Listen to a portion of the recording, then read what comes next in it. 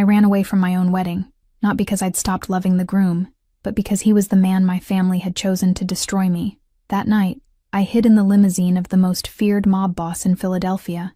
I thought I'd climbed into a monster's car, but Augusto Castiglione was the first man who didn't try to possess me. He protected me. He teased me. He made me crave danger. And just when I was finally starting to feel free, the man I left behind came back determined to take me by force. Hi, I'm Lena. A special shout out to those of you watching Book 1 for free here on the My Stories platform, completely ad-free and uninterrupted. Chapter 1, The Night the Rain Chose for Me. The veil weighed on me as if it had been stitched together with nails. Look, my Aunt Renata kept repeating, adjusting the fabric behind my neck with thin fingers that smelled of old perfume. That's what this dress means, Veronica. The luck of an entire family hanging from your neck. I smiled because it was what was expected of me, and the smile came out exactly like the one I'd been practicing in the mirror since I was 12. Small, polite, empty enough to reveal nothing of what was burning inside me. "Could you get me a glass of water?" I asked, and my voice came out weaker than I wanted. "In a bit. Don't ruin your makeup." The ceremony's antechamber smelled of church wax and 2 white lilies, the kind my father chose when he wanted to impress allies. Through the half-open door I could hear the murmur of the guests. Men in dark suits, women wearing too visible jewelry, an orchestra rehearsing a waltz no one would dance. That was how the Belluccis celebrated, as if a wedding were a contract sung in Latin, and I was the signature. I looked at my hands. The heavy rings my father had ordered placed on me gleamed on the ring finger of my right hand. My hands, still bare of any wedding band, trembled despite my effort to keep them still over the tulle. "Where's Olindo?" my aunt asked, distracted, turning toward the door. The answer came from inside, in a heavy step I'd already learned to recognize by the sound of his shoes on the marble. "Right here, dear aunt." Olindo Valeri walked in without knocking. That was his privilege now. The tuxedo sat badly on his broad shoulders, and his hair, which he insisted on slicking back with too much gel, left his forehead exposed like a threat. He had a glass of whiskey in his hand. It was 9 in the evening. "Veronica." He looked me up and down as if I were a storefront display. "They managed to hide the exhaustion. I was afraid your face would ruin the photo." My aunt laughed. That laugh the women in my family used to hide their terror. "Olindo, you're shameless." "I'm an honest man." He came closer. The smell of whiskey, tobacco, and a too expensive cologne hit my nose before he spoke. "Smile more, woman. You've got the rest of your life to be in a bad mood with me." His hand found my waist. It wasn't a touch. It was a marking, a warning, the kind of gesture men like him used to remind you whom you belonged to. His fingers squeezed a little too hard. I felt the tool give. I felt the skin beneath the tool give too. My aunt looked away. "I need to go to the bathroom," I said, and this time my voice didn't tremble, because the fear had turned into something else. "Make it quick." Olindo raised his glass. "The night is ours, Cara." I left through the side door with the measured step of someone still pretending. I crossed the hallway where 2 attendants whispered. I smiled at a maid carrying a tray of glasses. I remembered her name, Cecilia, and asked if her mother was doing better. She nearly dropped the glasses from surprise. It was the last polite thing I did that night. At the end of the hallway, there was a door that led to the service area. I knew this because ever since I was a child, I'd hidden in that part of the house whenever my father shouted at someone in his office. I pushed. It gave. I crossed the cement courtyard without looking back, went through the back gate with the dress brushing the dirty ground, and when the cold Philadelphia air hit my face, I understood that I'd decided before I even knew it. The rain had already begun. I started running down the uneven cobblestone street, my heel sinking between the wet joints. The dress grew heavier and heavier, and I held the hem with both hands to keep moving forward. I passed one corner, then another. A siren wailed in the distance. A window opened above me and shut again. No one looked at the woman running in a veil through the rain, because in Philadelphia, no one looks at anything after 9. On a street behind my father's house, my heel finally gave out. I tripped, scraped my knee on the asphalt, got up without breathing. I took off the shoe, threw away the other. I kept going barefoot. The stones cut into me. It didn't matter. Behind me, distant but coming closer, I heard his voice. "Veronica! Veronica! You crazy woman! Get back here now!" Olindo shouted like a man who didn't yet know he'd been humiliated. I knew. I just invented it. I turned left onto a narrower street, where the old buildings cast double shadows over the asphalt. That was where I saw the facade of the Hotel Whitlock, with those 2 round lanterns above the entrance. And that was where I saw the limousine. Black, long, parked at the edge of the sidewalk with its engine off. Rain ran down the hood, but even in the darkness I recognized the crest, 2 crossed swords beneath a small crown, engraved in matte metal on the front door. I'd seen that design once, on a ring, on the hand of a man who'd been in my father's office. My father had sent me out of the room before greeting him. He'd sent me out in a low voice, the voice he only used when he was truly afraid. That was Augusto Castiglione's car. In the side mirror, I also saw the driver's face, the same one I'd recognized from an old visit to my father's house, his chin resting on his hand, as if waiting were part of the salary. The same man who'd once waited on my home's porch while Castiglione argued with my father behind closed doors. I remembered him because, during that visit, he'd asked a maid for water and thanked her by name, a rare gesture in our world. In that world, it was the strangest thing I'd ever seen. The decision wasn't a thought. It was an animal's calculation. If I ran 1 more block, Olindo would catch me. If I went into a store, someone from the family would be there within half an hour. But if I hid exactly where no one would expect, inside the car of the one man my father secretly feared, then maybe, just maybe, I'd have 1 more hour of life. I crossed the street barefoot, soaked, and pulled the handle of the back door. It gave. I got in, shut it without a sound, and threw myself onto the floor between the leather seats. The dress stuck to the dark carpet. I tucked my legs under my body, wrapped my arms around my knees, held the air in my lungs. The smell inside the car was of new leather, of cedar, of a woody perfume that didn't yet have a name in my vocabulary. Outside, Olindo's voice ran past. It passed. It vanished around the corner. I closed my eyes. I counted to 10, to 20, to 100. I tried to think of a plan for afterward, but afterward was a hole. I had no money, no ID, no shoes. I had a wedding dress glued to my skin and a certainty that going home was worse than anything that could happen here. That was when the hotel door opened. I heard the footsteps first, heavy, unhurried. A single pair. Whoever walked like that knew the world would wait. Whoever walked like that didn't even run from the rain. Tobiah, the driver, rolled down the front window. "Good evening, sir. Let's go." It was the first time I heard Augusto Castiglione's voice, and it didn't match what I'd imagined. It wasn't loud. It wasn't theatrical. It was low, calm, slightly hoarse. The kind that makes the person beside you stop talking without understanding why. The back door opened. I didn't breathe. He got in and shut the door behind him with a dry click. He sat. From that absurd angle, on the floor between the seats, I could see polished black shoes, the impeccable hem of dark trousers, and nothing more. The car began to move. The rain beat against the glass. For 3 seconds I truly believed I'd made it. Then he spoke again. "Tobiah, pull over as soon as we're off the avenue." "Yes, sir." There was a pause. No, it wasn't a pause. It was a silence with weight, the kind that settles in your chest before the person realizes they're being watched. I felt his eyes drop to where I was, not with alarm, no alarm at all, with the patience of someone who'd already known for minutes. "Get up." That was all he said. I rose slowly, both hands holding up the soaked dress so it wouldn't tear in the movement. I sat on the leather seat across from him, still barefoot, the scraped knee oozing blood diluted by rainwater, the veil hanging any old way over a single shoulder. My makeup had collapsed. My lipstick was running. I looked at him without being able to hide it, because I no longer had the strength to hide anything. Augusto Castiglione was exactly what they said, and nothing of what I had imagined. A little under 40, dark suit without a tie, 3 buttons of his shirt open at the chest, dark hair, still damp from the drizzle he'd caught between the hotel and the car, his mouth set in a straight line. His eyes, dark, attentive, in no hurry at all, landed on my face and stayed there, observing, like someone who recognizes a rare animal at the edge of a road and decides, without yet moving a muscle, what he's going to do with it. I should have said something. Apologized. Made up a false name. Lied.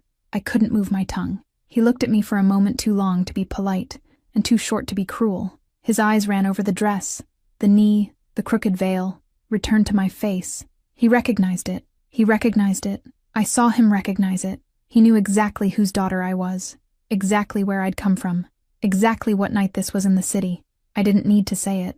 "Bellucci," he said. low, as if the word had a taste. I swallowed hard.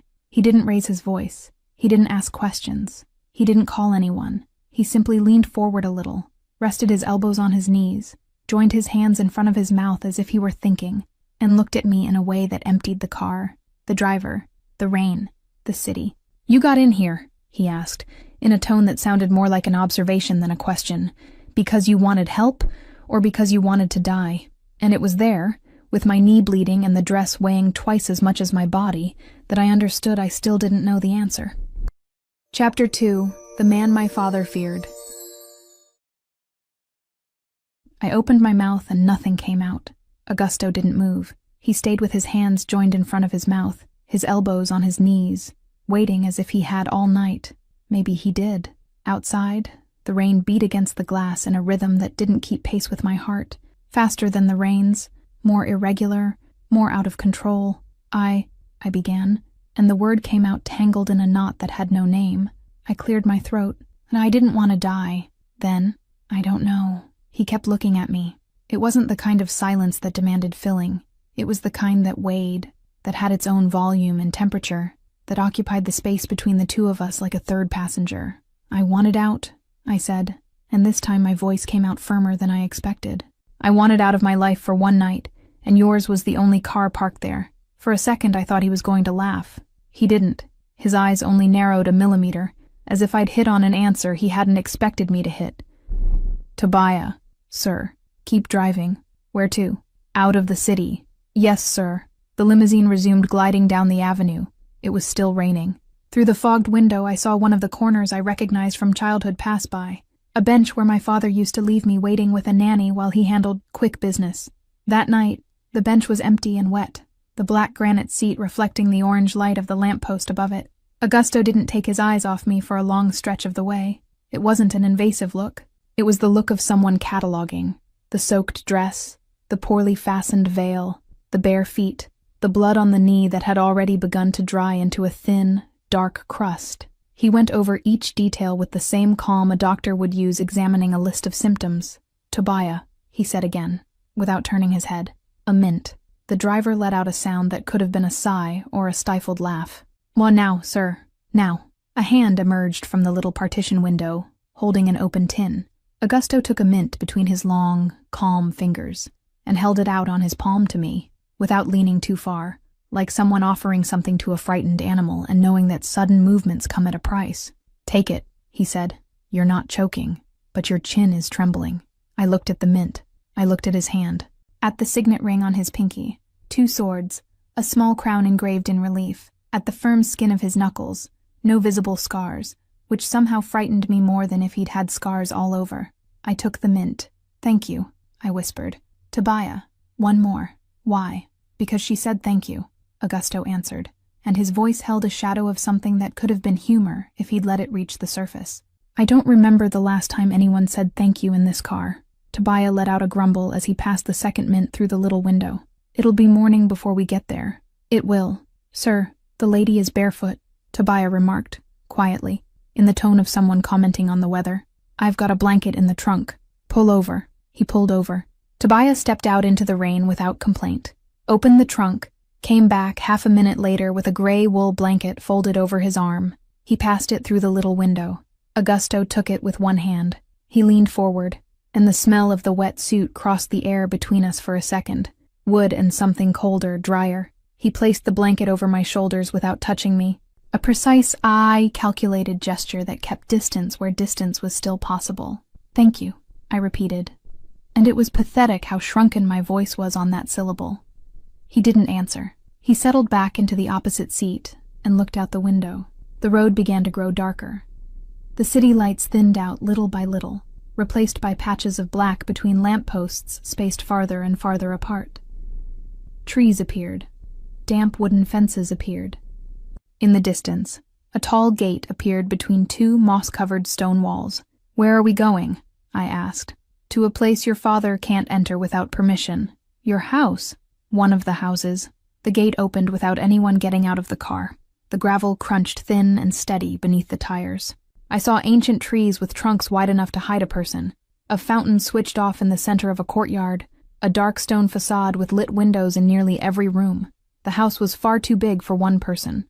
The limousine stopped before a small staircase.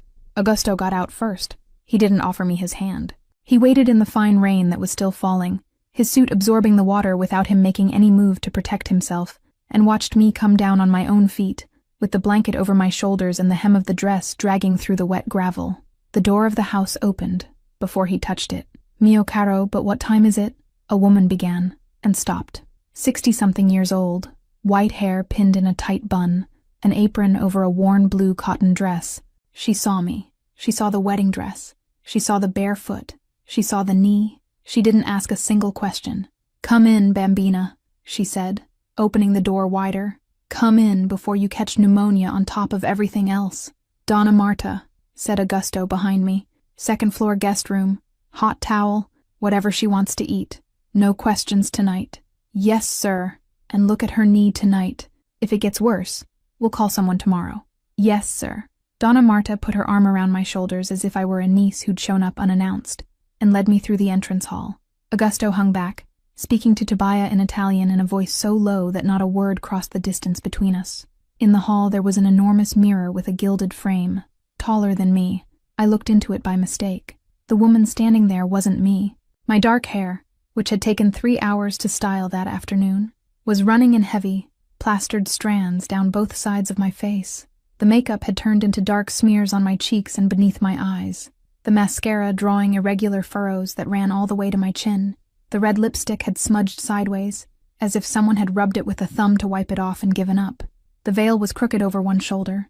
The dress, once ivory white, had a gray hem of water and mud, and my eyes, my own eyes, gave me back a look I didn't recognize from any mirror of my previous life.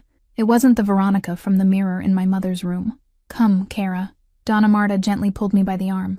"You can look at that mirror later. Right now you're going to look at a bed." We went up. The room was simple for a house that size. A large dark wood bed with white sheets already turned down. A lit fireplace rubbing warmth into the walls with a low, steady crackle. A sash window that looked out over the inner garden. It smelled of cedar and dried lavender. Donna Marta opened the wardrobe, took out a white cotton robe and a folded set of pajamas, and placed them on the chair beside the bed with the same silent efficiency of someone who'd done it many times. "Are these yours?"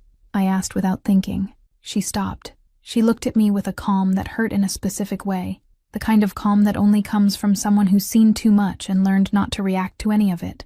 "There's no madam here, Cara. These are mine. I leave them here for when I need to rest between shifts. You wear them tonight, and tomorrow we'll figure out other clothes. Thank you. Go take your bath. I'll bring broth." I spent 20 minutes under the hot water. The shower pressure was strong, and the heat rose in thick steam that fogged up the entire stall, blotting out the outlines of everything. I think I cried in the first 5 minutes, but I'm not sure, because the shower confuses things, mixing the water from outside with the water from within. When I came out, in a tied robe with my wet hair running down my back, Donna Marta had left a tray on the nightstand, broth, bread, an apple cut into quarters, and had left without making a sound. I ate half the broth. It was salted just right, with herbs I couldn't name. I went to the window. The inner garden stretched out below my room. It was a square courtyard with a fountain at the center that wasn't running at that hour, 3 benches darkened by damp stone, and a gravel path between low flower beds. The rain had stopped completely. The low light scattered across the ground illuminated just enough to make out shapes without revealing details. And there, on the bench to the left, was Augusto. He'd taken off his jacket and tie. The white shirt clung to his still wet back, outlining his broad shoulders with a precision the dry shirt would never have had. He was on the phone, the device held to his ear with one hand, the other resting on his knee. He was speaking in Italian, in a controlled rhythm, taking short pauses to listen to the answer on the other end. His voice rose once or twice only at the end of a sentence, like a rhetorical question that expected no contradiction. I didn't speak fluent Italian, but I'd been raised by men who spoke Italian when they didn't want me to understand, and so I'd learned enough to catch proper names and heavy words, the ones that carry more weight than the others, the ones that hang in the air after the sentence ends. I heard my father's name, Vittorio Bellucci. Augusto pronounced the name with a coldness that froze the fogged glass of the window in front of my face. Then he said a short sentence, shorter than anything he'd said the whole night. I caught only 3 words of it, but the 3 words were enough for me. "Lui non sa." He doesn't know. And then, quietly, almost to himself, at the very end, and Cora. Yet, I let the curtain fall slowly. I stepped back, then back again. I leaned my back against the wall beside the window and closed my eyes, my heart pounding so loud in my chest that it hurt in my throat. I'd just understood, with the lag of the girl I'd been taught to be, that the man down there wasn't protecting me. Not exactly. Not the way a child imagines being protected, with open arms and no cost at all. He was preparing. I'd walked in, soaked and barefoot and desperate, into the middle of an old war that my father had always feared in silence, and never named aloud in front of me. And the man on the other side of that war had just received, without even looking for it, the one thing still missing from the negotiating table: me. Chapter 3. Coffee with the Enemy. The first thing I learned in that house was the smell of Donna Marta's coffee. I woke before the sun, my body still aching from the night before, the scraped knee hidden beneath a pair of dark sweatpants that appeared folded on the chair in my room, without being asked for, and without a note. I went down the stairs barefoot, gripping the railing as if the hallway could swallow me. The kitchen was lit in low light, warm in a way my own home never was, and the white-haired woman with the hair pinned in a tight bun turned at the sound of me, without any surprise, as if she already knew the exact time I'd appear. "Sit," she said, pointing to the stool at the island. "You still haven't really eaten since you got here." I sat, the smell of toasted bread mixed with melting butter, and for a second I forgot everything outside that wall. Donna Marta placed a large mug in front of me, set a pitcher of hot milk beside it, and pushed the jam jar toward me with her fingertips. The movement had a quiet precision, like someone who cares without asking permission. "Thank you, Donna Marta," I said, quietly, and she stopped. She just stopped, the wooden spoon still in her hand, looking at me as if I'd just said something in a strange language. "You remember my name," she said, her voice firmer than it needed to be. "You told me yesterday, when you handed me the towel." "Yes, but no one usually remembers." I didn't know how to answer that. I lifted the mug to my lips, and that was when I sensed, before seeing, that there was another presence in the kitchen. Augusto was at the back door frame, shoulder leaning against the wood, black trousers, white shirt open at the collar, watching me in exactly the way he'd watched me in the limousine, unhurried, soundless, like someone waiting for the right moment for a sentence. The low light of the kitchen reached only half his face, and the other half stayed in shadow, as if he preferred it that way. "Good morning," I said, not knowing which of them I was addressing. "Good morning," Augusto answered, and crossed the kitchen with long strides, stopped beside the island, accepted the mug Donna Marta offered him as if it were daily choreography. "Donna Marta, could you bring me that folder I left in the library?" She left without answering, and the silence that remained had weight. "Did you sleep?" he asked. "Did I? Did you sleep?" "Not much." He nodded, as if he already knew. I curled my fingers around the mug to hide that they were trembling, and he noticed. Of course he noticed, but he didn't comment. Instead, he pushed the jam jar a little closer to me, in a gesture so small I could have ignored it if I hadn't spent my whole life learning to read small gestures. "I don't intend to interrogate you," he said, "but at some point in the next few days, I'm going to need to understand exactly how you ended up at my door." "Not today." "Then what today?" His eyes rose to mine, lingered. There was something in that pause that made me hold my breath without realizing. "Today, coffee." I left the kitchen with the feeling of someone who'd just signed a document without reading it. The days that followed unfolded in a slow rhythm I didn't know. The house had long hallways, with rugs that muffled my steps and a smell of old wood and wax that mixed with the cold morning air. The tall windows looked out over an inner garden, where a very old fig tree stretched its arms against the gray sky. I avoided the outdoor areas. The city out there would be looking for me, and Augusto had made it clear, that first morning, that leaving the perimeter was a decision that needed to be discussed beforehand. It was the first time in my life a rule had come with the word discussed. I'd encounter him in fragments of the day, never on purpose. In the library, turning the page of a book that seemed to fit entirely in his hand. In the office, with a man in a gray suit and the face of a lawyer on the other side of the desk. Renzo, I'd later hear. Papers spread open, low voices that fell silent when I passed. In the inner garden, at dusk, standing with his back to the house, looking at the fig tree like someone greeting an old acquaintance. Every time I saw him like that, from a distance, I stayed still longer than I should have. On one of those afternoons, passing through the hallway that connects the library to the office, I heard the half-open door, and Augusto's voice talking with one of the guards about his wife. He asked for her name. He asked about her mother's surgery. Through the crack, I saw when he wrote something on a small sheet of paper and sent the man back to the hallway with a nod of the head that was more respect than order.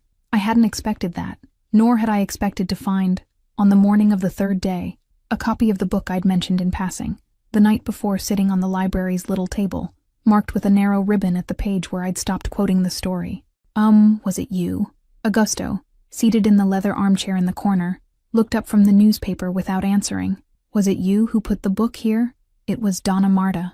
Donna Marta knows what page I stopped on. He turned the page of the newspaper. He almost smiled. He didn't quite smile, but the corner of his lip moved a millimeter, and I saw it. Donna Marta is very attentive, he said. Bianca arrived on Thursday, 5 days after the night of the rain, and the house trembled in a different way. Tobias warned Augusto beforehand. Of course, nothing came through that gate without warning, and I'd asked quietly, almost shrinking, if I could receive a single friend, one person, someone whose voice I needed to hear. Augusto thought for 3 seconds and said one word. Bianca.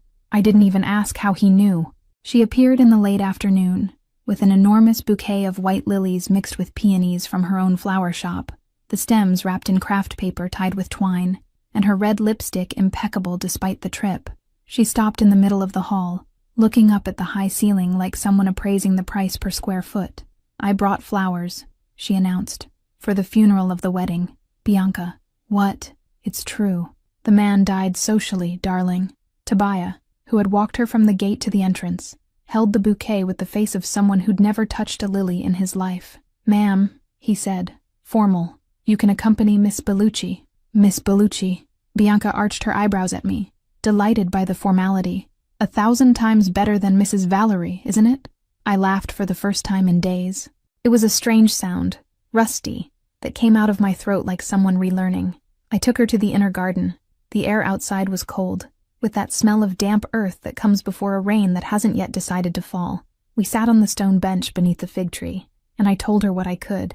The dress, the rain, the heel, the crest on the limousine door. Bianca didn't interrupt a single time, which was, in itself, a miracle. When I finished, she stayed silent for a length of time, disproportionate to her body, and then she took my hand. V, she said, her voice graver than I'd ever known it. Do you have any idea what kind of house you're in? I do. Do you have any idea what kind of man signs the crest on that gate? I do. Are you afraid? I thought.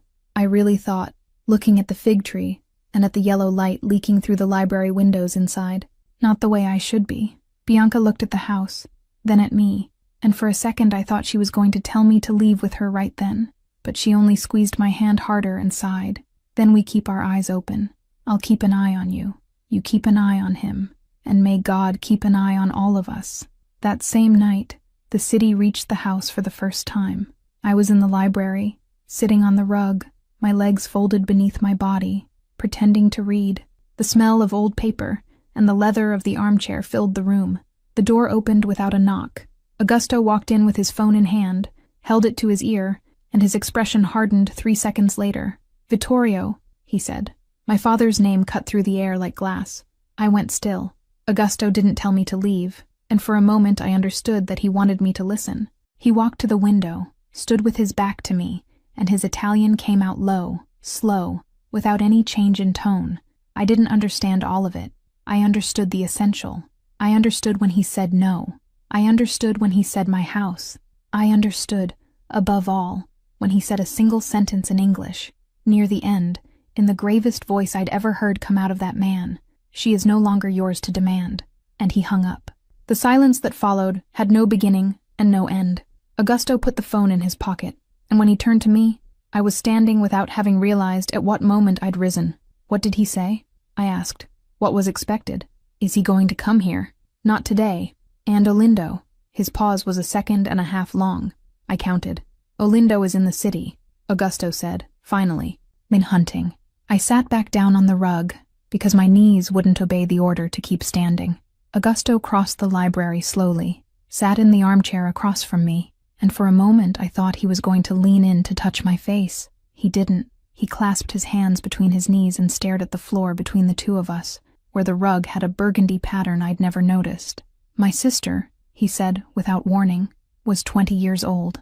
I held my breath. And she was handed over into a marriage like the one they tried to force on you. Not exactly the same, but similar. Augusto. I arrived late. His voice was firm, but something in it had cracked at a point I couldn't locate. I'm telling you this because you need to know why this house is safe. I already know. He raised his eyes to me, and I saw, for the first time, what existed behind his coldness. It wasn't absence. It was a wound so old, it had learned to resemble stone. I wanted to say something. I said nothing. I held out my hand, left it open between the two of us, at the level of the rug, without lifting it, without calling, just there, available. He looked at my hand for a length of time too long. Then he touched 2 fingers to mine, lightly, like someone testing whether the temperature burns. It didn't burn. It was at that exact moment that Tobiah opened the library door. "Boss," he said, and his voice was without humor for the first time since I'd known him. "Phone. Confirmed." Augusto rose in a single motion. The air in the library changed temperature so fast that I felt my body tremble before understanding why. Tobiah entered, handed over the device, and glanced at me, not with pity, with warning. "What?" I asked. Augusto answered, listened, hung up. He put the phone in the inner pocket of his jacket with studied calm. When he turned to me, his eyes were different. "Olindo found out the route," he said. "He knows we're transferring you to the second safe house on Saturday. He knows the road. He knows the time. How? That's what I'm going to find out." "Augusto." He walked over to me, stopped a step away, and for the first time truly touched me, his hand on my elbow, firm, unhurried, without asking. The heat of that pressure crossed the fabric of the sleeve as if there were nothing between us. "You're not going alone," he said. "I'm going with you." And in his expression there was a promise no one in my life had ever made before. Chapter 4. The Cabin in the Silence That Came Before. Between the night Tobiah walked into the library with that phone and the following Saturday morning, 2 whole days of a strange calm passed. Augusto locked in the office with Renzo. Tobiah coming and going every few hours. Maps spread across the desk that I saw through a crack in the door. No one explained anything aloud, but everyone knew what was being prepared. I woke on Saturday to the smell of rain coming through the gap in the window. It hadn't rained during the night, but Philadelphia's heavy air carried the promise, and I'd already learned, in a week in that house, that the gray skies made good on their threats without warning. Donna Marta appeared at the bedroom door with a black outfit folded over her arm, trousers, a long-sleeved blouse, a discreet leather jacket, clothes meant for running, if necessary. She laid them on the wooden chair without saying anything beyond what was needed, and I understood that the morning would be one of those when silence had weight. "You told me not to wear perfume today," she remarked, with her usual calm. Was that Augusto's request? It was. I dressed in silence. I went down the stairs and found Augusto in the hall, beside Tobiah. He was dressed all in dark, too, his shirt buttoned to the last button, and there was a serenity on his face that unsettled me more than any show of tension would have. There was something deliberate in that calm, as if he built it from the inside out every morning, and today had raised the walls earlier than usual. He looked me up and down, checked the jacket, nodded once to himself. "You'll be in the back seat," he said. "Ma with me. And Tobiah?" "I'll drive," Tobiah answered, adjusting his perpetually rumpled jacket. "And with your permission, ma'am, promise not to shoot anyone before me. I don't have a gun, Tobiah, yet," he murmured, and offered a mint in the most natural movement in the world. I took it. The armored car was different from the limousine, smaller, more discreet, with windows so dark that the world outside seemed recorded in an old black-and-white film, the entire city reduced to shadows and outlines. Augusto sat beside me, and his thigh touched mine without ceremony, without apology, with a naturalness I still didn't know how to read. His warmth crossed the fabric. I didn't pull away. We went out through the gate in a careful silence. The back road unwound between bare trees, leafless branches drawing bars against the lead-colored sky. Tobiah commented on the non-existent traffic, as if there were a whole city of reckless drivers right there inside the car with us, a way of filling the silence without admitting that the silence was too heavy to be left alone. Augusto didn't respond. His fingers rested on his thigh, without visible tension, but I saw it. I saw that his right hand was too close to his jacket, and that the jacket hung heavy on one side. "How long?" I asked. 40 minutes, Tobiah said. "God willing and the asphalt cooperating." God wasn't willing. The first thing I heard was the sound of glass shattering in the empty passenger seat, a dry crack that my brain took a full second to identify. And before I processed the word gunshot, Augusto had already pushed me down, one hand firm on the back of my neck, bending my body to the floor of the car. "Don't get up," he said. "Augusto. Don't get up, Veronica." Tobias shouted something I couldn't decipher, and the car swerved left with such violence that my head hit Augusto's knee. I heard gunshots. 2, 3, more. I couldn't count. I heard Tobias curse in Italian. I heard Augusto's breathing near my ear, steady, unaltered, and that was the most terrifying thing of all, that a man could breathe like that while the world fell apart outside. The car stopped suddenly. Tobias opened the driver's door. "Get out on her side, boss. Now, I'll cover you." How many? 5 that I saw. There must be more. Augusto opened the door on my side, gripped my wrist with a force that didn't hurt but didn't negotiate, and pulled me out. We ran. I'd never run like that. My legs obeyed, but my whole body screamed that it wasn't possible, that I should be lying in the church pew with Olindo looking at me like property, and instead I was running through the woods behind a man who held my hand as if it were the only thing that mattered in the entire state of Pennsylvania. The branches scratched my hands. The uneven ground beneath my feet didn't forgive stumbles, and Augusto pulled me up before I could fall, anticipating every time, as if he'd run through these woods before, and knew where the ground lied. Tobias fired 3 times behind us. At some point, he stopped firing. At some point, he stopped being heard. Augusto didn't look back. We ran for an eternity that was probably 15 minutes. The branches tugged at the jacket with every step, and Augusto freed it with dry yanks without slowing down. When he finally stopped, it was in front of a low structure of dark wood, half swallowed by the vegetation, with the door crooked on its hinge, and the roof sunken in one corner, like something that had carried too much weight for years. "Here," he said.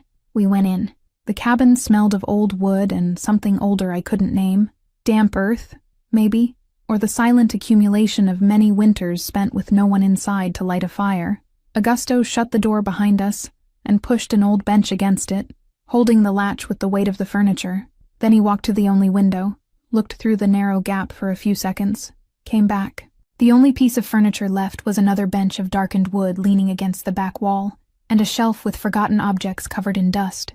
The light coming in was gray and weak, enough only to outline shapes. He took off his jacket, still in silence, and that was the moment I saw the blood. "Augusto, it's not mine.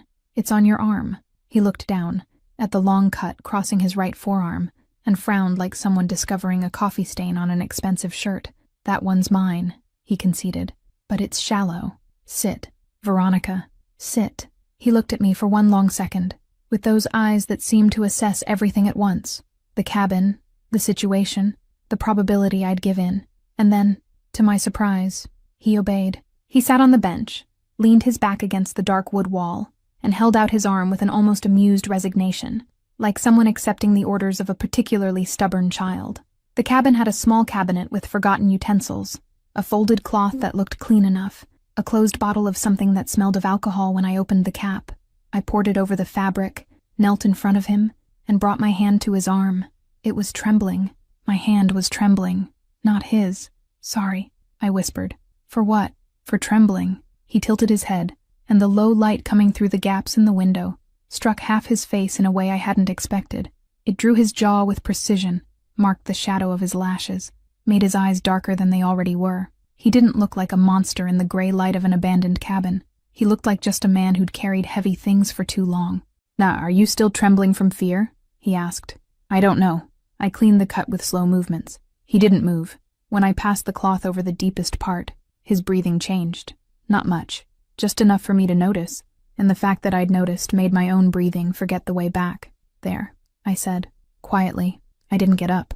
Augusto didn't move either. We stayed there, me on my knees, him sitting, my face at the level of his chest, and for a moment that lasted longer than any other moment of my life. Neither of us breathed properly. "My sister," he said suddenly, in the lowest voice he'd ever used with me. Her name was Greta. I looked up. She was 20 years old. She laughed a lot. She laughed at things no one understood, and when we asked what she was laughing at, she said she was laughing in anticipation, just in case something funny happened later. Augusto.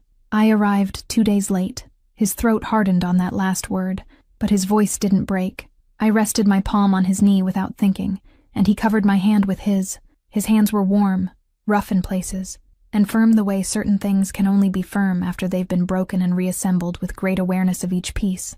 "I won't arrive late again," he said. "I know. You don't know. But you will." I raised my face. He tilted his. It was like that, without choreography, without music, without anyone watching beyond the walls of a forgotten cabin in the middle of cold Pennsylvania woods. His lips found mine with a calm that contradicted everything I expected from a man like that. And the first thing I thought was that nothing I'd lived before counted now. Nothing I'd lived up to that moment had prepared me for the way he stayed still, waiting for me to decide how close I wanted to be. It was slow, unhurried. His fingers rose up my face, found my temple, and stayed there, anchored, like someone holding something precious for the first time, and not yet trusting their own strength. When I pulled back to breathe, he leaned his forehead against mine and stayed there. The air between us was the warmest in the whole cabin. "Veronica," he said. I shouldn't have done that yet. Why? Because now there's no going back. I smiled. I smiled small. I smiled trembling. But I smiled. I didn't come here to go back. Tobiah arrived before dawn, with 3 men and a decent bandage. The cabin gained flashlight light, and the darkness retreated to the corners with a lazy resistance. Tobiah's dry talk filled the space, remarking that a jacket with another man's blood was worse than a rumpled jacket, and Augusto almost laughed. Almost. The corner of his mouth moved a millimeter, and then decided not to compromise his reputation. I, sitting on the edge of the bench with his jacket over my shoulders, watched the silent ritual of the 3 men organizing the extraction, as if they were folding a tablecloth after a quiet dinner. "Can you handle the road, ma'am?" Tobiah asked. "I can. There's another car 3 kilometers from here. On foot. Boss, let's go." Before leaving the cabin, Augusto took an old leather folder from atop a shelf I hadn't noticed among the shadows. He shook off the dust, which fell in a slow cloud through the beam of the flashlight, opened it quickly, checked the contents, closed it again. He tucked it under his arm with the same naturalness with which he'd have tucked away a newspaper. "What's that?" I asked. "I've used this cabin as a blind spot for years. Renzo sent recent material here last month, when we started gathering things on Valerie. I came to see it with my own eyes. Important." He didn't answer right away. We walked through the woods in single file, the men ahead with low flashlights, Tobiah behind, Augusto beside me. The woods at night were different from the woods we'd crossed running, quieter, with sounds that arrived from far away, and arrived soft, without threat. Augusto's breathing beside me was regular. I paid attention to it without meaning to. When we reached the second car, he finally opened the folder on the seat, separated 3 sheets from the top, and held one out to me with the calm of someone handing over a sentence already signed. I took the sheet. I focused on the typewritten letters. It was a list, columns of names, amounts, dates, with margins annotated by hand in a small and slanted script, a record of debts, with a familiar signature at the bottom. The signature was Olindo's. I recognized the name in the middle of the list before recognizing anything else. It was a name I'd been paying in silence for 4 years. It was one of 3 women I supported, hidden from my family. One of the 3 who depended on money I took from my own allowance, so she wouldn't go back to living with the man who'd tried to kill her twice. And there she was, listed as a debt, signed by Olindo. "Augusto," I whispered. He was looking at me. He waited. "I know this name." The car started up. The trees began to file past outside, dark and shapeless. I looked at the sheet, at the handwriting I knew from my childhood, at the signature of the man I should have been sleeping with that night in a hotel suite in Philadelphia, and I understood, with a coldness I didn't know I possessed, that the worst day of my life still hadn't been the one when they'd tried to marry me off. The worst day of my life was beginning now. Chapter 5. The name inside the folder. The folder stayed on my lap throughout the trip to the second safe house. Augusto's fingers rested beside my knee, without touching, and even so I felt the weight of his hand as if it were on my skin, a warmth that had no concrete origin but was impossible to ignore. Tobiah drove in silence, his shoulder a little stiff from the effort of the night before, and the Philadelphia sky opened slowly into a gray of forgotten rain. The street still held the dampness of the night, and the car cut through that dim light with the low growl of the engine, uniform and almost soothing if I could let myself be fooled by it. I couldn't. I looked at the name written on the list of debts, Marianne Sutton. I knew that name by heart. I kept it in a blue-covered notebook that I kept locked in the desk of my old room, along with the receipts for the transfers made in parts, under different names, so that no one could trace them. It was her, one of the three I supported in silence. A small town in the Pennsylvania countryside, 2 daughters, a deep scar at the corner of her mouth that she'd never explained, and that I'd already learned not to ask about. "You've gone pale," Augusto said, without turning his face. "I know one of these women." He turned then, slowly, as if he wanted to be sure of what he was about to see. His gaze dropped to the folder, rose to my face, and stopped at my eyes for an instant too long to be casual. "How do you know her?" "I sent her money 2 years ago." Tobiah, in the front seat, said nothing. He only adjusted the rearview mirror in a way that made me understand he'd heard everything and was processing it in silence, in the discreet way that seemed to be that man's native tongue. Augusto leaned his head back against the seat and closed his eyes for 2 seconds. When he opened them, there was something different in them, something that seemed like anger, held back with such force that it had turned into calm. "So you were already his enemy before you even knew it." It wasn't a question. It was a statement said with the same sobriety with which one states a geographic fact, and for that reason it weighed more than any accusation would have. The Castiglione country house was smaller than the isolated property, but it had the same feeling of a fortress disguised as a home. Low roof, dark stone, narrow windows that let in the light as if it were a favor. The fireplace was already lit before our arrival, and the smell of burning wood greeted me on the threshold, like a memory of a place I'd never been. Donna Marta wasn't there. It was a new housekeeper, a woman of few words and precise gestures, who only handed me a clean robe and a pair of thick socks and said her own name at the end of the introduction, like someone offering a key and not needing to explain which door it serves. I spent the whole afternoon in the smaller library, bent over the folder. The fireplace crackled 2 meters from me, and the warmth came in irregular waves, sometimes too hot, sometimes not enough. Augusto came in 3 times. The first, he left a cup of tea at the edge of the table without saying anything. The cup was still steaming when he left, and I looked at it for a long time before deciding I could trust that small gesture.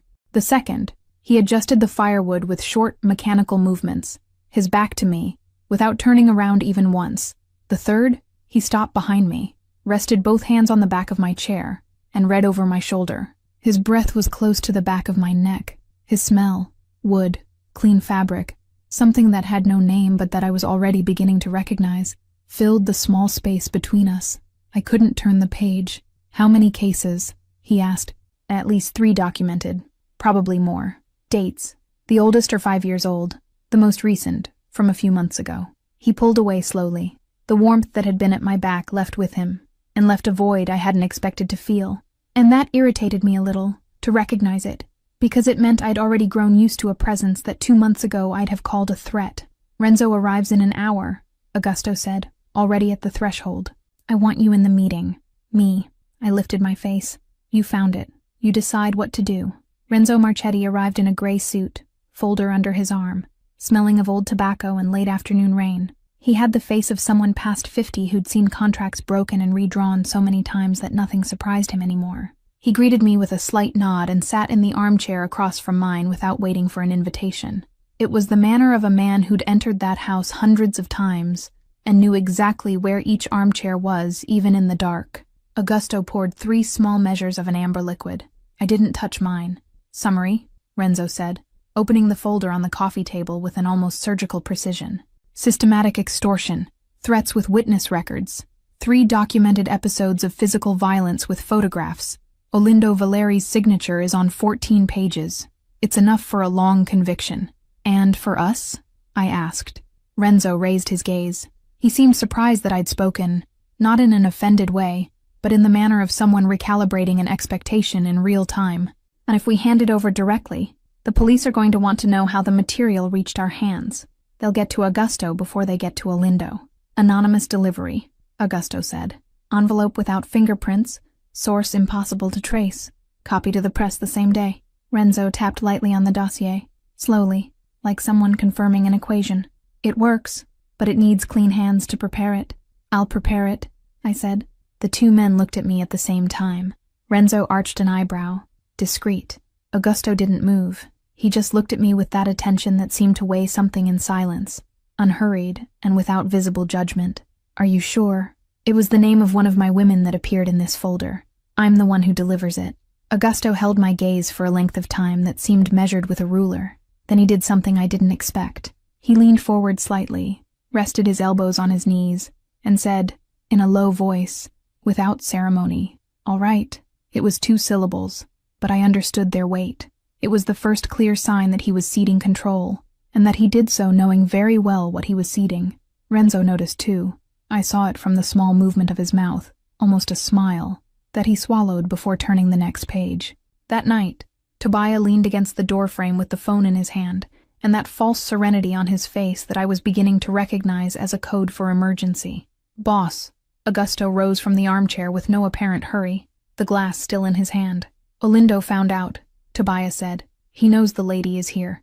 Cars leaving Philadelphia now. 3 at least. Estimated arrival. Before dawn." I gripped the edge of the table. The wood was cold beneath my fingers. Augusto's expression didn't change. He just set the glass down with a dry click on the wood and asked, in the same voice with which he'd have asked the time, "How many of our men available?" 8, plus me. "Enough. Position them by the gravel pit. Cover the entrance to the woods. I want him alive." Tobiah tilted his head and left. Augusto turned to me. The firelight crossed half his face and left the other in shadow, and for an instant he looked exactly like what everyone said he was. Relentless, built for situations where any normal person would crumble. "Go to your room," he said. "No, Veronica. I'm not going to stay behind a door while you decide the rest of my life in the backyard." He walked toward me, slowly, the way he always did, as if each step were a complete sentence, and he wanted me to have time to read each one. He stopped in front of me, too close, close enough for me to feel the warmth radiating from him through the dark fabric of his shirt. His hand found my face with that same calm I'd already felt in the cabin, warm palm, thumb at my temples, fingers descending slowly to my chin, as if he were verifying that I was real. "You're not going to stay behind a door," he said. "You're going to stay alive. There's a difference. Promise you'll come back." He didn't answer right away. His eyes ran over my whole face, side to side, top to bottom, like someone memorizing a map, before setting out into a territory with no return. "I don't promise anything," he said, finally, "but I'll come back." He leaned in. It wasn't a goodbye kiss. It was a kiss that fit between 2 wars.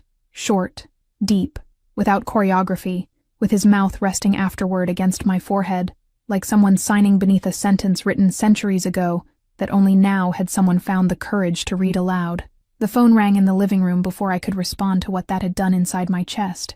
It was an unknown number. Augusto made a gesture and I answered. "V?" Bianca's voice came from the other end, low, without her usual humor, with that particular texture she only had when she was awake in the middle of the night, worried about something she couldn't name. "Are you there?" "I'm here. I don't know what's going on, but I dreamed about you. I dreamed you were crying inside a marble kitchen. I just woke up and called." I swallowed hard. I didn't answer immediately. This house's kitchen had light-colored stone counters.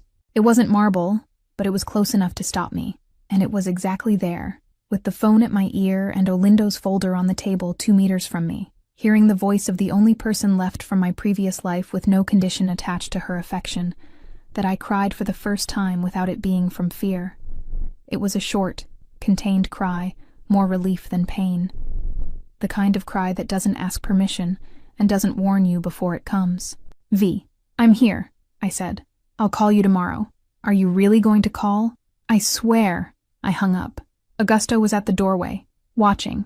He didn't ask a question, didn't step forward, didn't say anything that could turn that moment into something I'd need to explain. He just held out his hand. I went. The whole house had changed temperature. Augusto's men positioned themselves in silence throughout the rooms, shadows that moved fast and soundlessly, as if they'd been trained to occupy space without existing. And the only conversation that still existed was that of the wind beating against the narrow windows. Tobiah handed me a small flashlight and said, with that dry humor only he knew how to summon at the exact moment when I most needed something that wasn't pure tension, "If the lights go out, ma'am, don't run. The floor of this house bites." I almost laughed. Almost. Augusto led me to a room at the back, a small office, double wall, a single tall window that let in only a narrow strip of dark sky. He locked the door from the inside and handed me the key with the same seriousness with which he'd have handed over a weapon. "You open it only for me or for Tobiah." And if neither of you comes back, he stopped. He leaned his forehead against mine for a second, a whole second, with the real weight of his head, with the heat of his skin, with breathing that was more controlled than it should have been for a man about to face 3 carloads of enemies in a gravel yard. Then you listen for the voice through the door before you open it. You learn to doubt everything, including me. I already have. He left. The door shut. The silence inside that office was trapped, compressed between the double walls, and it weighed in a different way from the silence of the cabin or the silence of the car. It was the silence of someone waiting without knowing which would arrive first, the answer or the noise. I sat on the floor with my back against the wall, and Olindo's folder on my knees and the key clenched in my palm, and I counted my breathing so I wouldn't go mad. It was at that moment that the headlights appeared. I saw them through the tall window, standing on tiptoe, my chin almost at the edge of the frame, 3 pairs of yellow lights cutting through the darkness of the gravel road. Still far off, still slow, still pretending they weren't in a hurry. They raised a fine dust that glittered in their own headlights, as if it were dirty snow. Beautiful in a wrong way. The way certain dangerous things are beautiful when you're still on the inside of the glass. For the first time in my life, I didn't pray to be saved. I prayed to be useful. Chapter 6. The Choice No One Expected. The headlights stopped about 50 meters from the house. The car doors opened almost at the same time, and I heard low voices on the gravel, the sound of boots arriving with deliberately short, calculated steps, and the dry click I already recognized as the cocking of a gun. I pressed my temple against the cold glass and counted 6 silhouettes, then 8. The glass was damp with condensation, and the night's chill crossed the window frame in invisible threads that touched my face. The first shot came from inside the woods, not from the porch. It was a single shot, short, calculated, and I understood at once that Tobiah had started from the flank, exactly as Augusto had said he would. Then came the others, in short bursts, interspersed with silences more terrifying than the noise itself. I couldn't see Augusto. I could, however, feel where he was, as if there were an invisible thread between the two of us, stretched through the darkness, taut and warmed by the weight of everything that had happened in the last few weeks. The confrontation lasted less time than I expected. Maybe 20 minutes, maybe 15. Time lost its size, as it always loses when fear takes over the body and turns it into something that only waits. I heard the first shouts outside, men shifting positions, short orders in Italian I couldn't decipher. A burst near the window made me lie face down over Olindo's folder, hugging the paper as if it were a shield. Then a long silence, then 2 more shots, more distant, then the unmistakable sound of someone being dragged across the gravel, and Tobiah's voice shouting a single word I didn't understand but recognized as victory. When the last shot fell silent, I stayed motionless on the floor until I heard 3 paced knocks at the door, the agreed rhythm, slow enough not to frighten. "It's me," said Augusto's voice. I turned the key with a trembling hand and pushed the door open with my shoulder, because my knees still didn't trust their own strength. He came in with his shirt torn at the sleeve, a thin cut on his eyebrow that bled slowly and had already started to close, and no gunshot wounds on his body. Behind him, Tobiah carried his shoulder injured again, but with a sideways smile I'd never seen on him, the kind of smile that men accustomed to wars reserve for the nights when they walk out of them. "Olindo?" I asked. "Alive," Augusto said, handcuffed on the garage floor, waiting for the right time. Renzo appeared at the door with the envelope in his hands, his face wearing the quiet expression of someone who'd worked all night without needing recognition. He'd stayed in the house's makeshift office, assembling the material for the anonymous delivery under the yellow light of a metal lamp, the evidence, the photographs, the sheets with Olindo's signature on 3 distinct documents. Everything organized in a package with no return address and no fingerprints, folded with an almost surgical precision. "Delivery at dawn," Renzo said. "We already have the courier." "The press too," Augusto said. "Simultaneous copy. 3 newspapers." The envelope left the house at 5 in the morning, carried by someone whose name I'd never know. Olindo left at 6 inside a squad car that stopped on the gravel road without anyone needing to call, as if the whole night had already stitched together the path to that moment. There was no scene. There was no shouting. Just 2 police officers, a blue car with its lights off, and Augusto's elegant silence watching from the window while the man who had tried to destroy me was led away handcuffed, barefoot, without the ring on his finger, and without a single word of defense. I stood beside Augusto, my hand resting on the cold doorframe. and thought that maybe justice too could be a silent thing, discreet, like the dawn behind the trees. My father arrived at 8. I saw him through the same window. Vittorio Bellucci got out of the car in the black coat he always wore at funerals, the double-breasted one I'd associated since childhood with wakes and irreversible decisions, and climbed the porch steps without looking at Augusto's men who opened the way. He didn't knock on the door. He pushed it. I went down the stairs slowly. Augusto was at the foot of the staircase, and made as if to step forward, but I rested my hand lightly on his chest. He understood. He took a step back without saying anything, and I felt the exact weight of that gesture. A man who could take control of any room, choosing Anne instead to give me the space. My father looked at me from where he stood. He had a tired face and eyes exactly like the ones I remembered from childhood. Dark, calculating, used to seeing people as pieces on a board. Except that, for the first time in my life, I wasn't afraid of them. "Veronica," he said, "you're coming with me." "No. Our family doesn't tolerate this kind of scandal." "Your family," I said, "was never mine." He hardened his jaw. He looked at Augusto over my shoulder with that expression the men of the organization used when they wanted to measure the size of an enemy. Augusto said nothing. He didn't need to. He was there, motionless, with that presence that needed no words to occupy every inch of the room. "I'm your father. You're the man who sold me to a criminal because of a deal. I owe you nothing of this. You'll regret it, maybe. But I'd rather regret a choice of my own than an imposition of yours." He stood still for a few more seconds. He searched for something in my face, maybe the usual fear, maybe the girl who still didn't know how to say no, and found neither. His jaw trembled once, almost imperceptibly, before hardening again.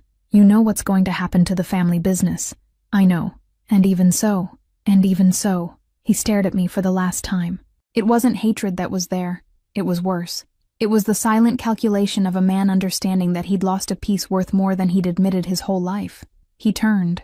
He crossed the porch with the same measured steps with which he'd entered. He got into the car, and he left without slamming the door, which stayed only ajar with a soft click, a polite silence that was the trademark of the house I'd grown up in. I stayed on the threshold until the car disappeared around the bend of the gravel road, until the last rumble of the engine dissolved among the trees. Augusto leaned against my back slowly, without weight, just so I'd know he was there. "You trembled," he said, close to my ear. "Only afterward." The news arrived in the late afternoon. Olindo Valeri, arrested. The press in an uproar. The photographs circulating in every newspaper, black and white and merciless. Commentators speaking of scandal. The Bellucci name being dragged in lightly at the bottom of the columns. Only lightly, because Renzo had done his job with his usual precision, cutting out what needed to appear and protecting what needed to stay in the shadows. Bianca called. She laughed at me for 10 minutes. She cried for 2. She insisted on ordering food, because today, according to her, was officially the day for me not to cook or think about any man. The house emptied at nightfall with an almost ceremonial slowness. Renzo left with the empty folder under his arm. Tobias changed the bandage on his shoulder with the indifference of someone who'd lost count of the times he'd done it, and stayed in the guardhouse with an old book and a mint in his mouth. The new housekeeper turned off the kitchen lights, set 2 plates on the table, and left through the back hallway without making a sound. The 2 of us remained. Augusto was in the office when I came in. The metal lamp was still lit on the desk, casting a circle of yellow light over the dark top. There was nothing left to decide, no envelope to prepare, nor an attack position to review. The whole house breathed slowly for the first time since I'd set foot in it. He looked at me from the armchair. "And now?" "Now I don't know," I said, standing at the door with my hand on the frame. "But I know where I want to sleep." He rose. He came to me slowly, with that quiet gait that didn't announce arrival, only arrived. He passed his hand over my waist unhurriedly, and the other rose to my face with that calm that was his trademark, warm palm against my cheek, thumb near the corner of my lips, eyes descending from my eyes to my mouth, and returning with a slowness that was, in itself, a declaration. We walked together down the dark wood hallway, me in front, him behind, his hand brushing lightly against my wrist like someone guiding without holding, like someone respecting another's pace without giving up the direction. At the threshold of the bedroom, he stopped. He leaned his forehead against mine, and I felt his warmth radiating against my skin, the smell of burning wood and cold night that was on him at that hour. "Last chance to change your mind," he said, low. "I already changed my mind once in my life. It was when I got into your limousine. I won't change it again. He kissed me, slowly, without choreography, with the kind of hunger that fits entirely within respect and the accumulated waiting of weeks. The door shut behind us. The morning light came into the kitchen in a way I'd never seen before, maybe because I'd never seen the kitchen at that hour, with the sun still low and oblique, striking the exposed brick wall and leaving golden stripes that crossed the stone floor. Maybe because I'd never had time to notice anything, too busy surviving to observe the world around me with this new calm I was still learning to recognize as my own. I was wearing his robe, too big for me, gray, smelling of cedar and old soap. The sleeves folded over twice so they wouldn't cover my hands. The new housekeeper had set out the coffee and 2 plates on the table before going out to the yard, and the silence of the kitchen was the kind that asks nothing, that simply exists there around you like an environment that finally coincides with the person you're trying to be. Augusto leaned against the doorframe. I felt him before turning. His presence had a specific weight in the air, a discreet gravity I already knew well enough to recognize with my back to him. He was in black trousers, white shirt open at the first buttons, barefoot on the cold floor. His eyes had something I didn't know, a half smile. It was small, almost invisible, but it was there, at the left corner of his mouth, and it was the most beautiful thing I'd seen in a long time. Good morning. Good morning. He came up behind me with that ever-silent gait. He rested his chin on my shoulder with a familiarity that should have surprised me and didn't. His hands found mine on the handle of the mug, large and warm against my fingers, and stayed there without squeezing, just present. The phone vibrated on the counter. Bianca. Answer, he said, quietly, in my ear. I answered. So, she began, without greeting, as she always did when she had too much curiosity to waste time on formality. How was the first official night out of captivity? I laughed. It was a clean, surprised laugh that came out before I could contain it, the kind of laugh I no longer remembered the last time I'd given. Augusto smiled against my hair. Bianca, I'm asking as a friend concerned about your emotional, social, and physiological well-being. You're insufferable. I know. That's why you love me. I hung up laughing. Augusto stayed there, behind me, his arms now crossed lightly over the front of my body, his chin resting in the curve of my neck while the coffee cooled in the 2 untouched plates. And it was then that it happened. It was so small that I almost let it slip by. A thought crossed my mind for just half a second. It was strange that a thing could seem like this. So right, so fast, so much like something that won't last. It was the old voice of the girl who'd learned to distrust anything too good, who'd grown up understanding that peace always preceded a trap.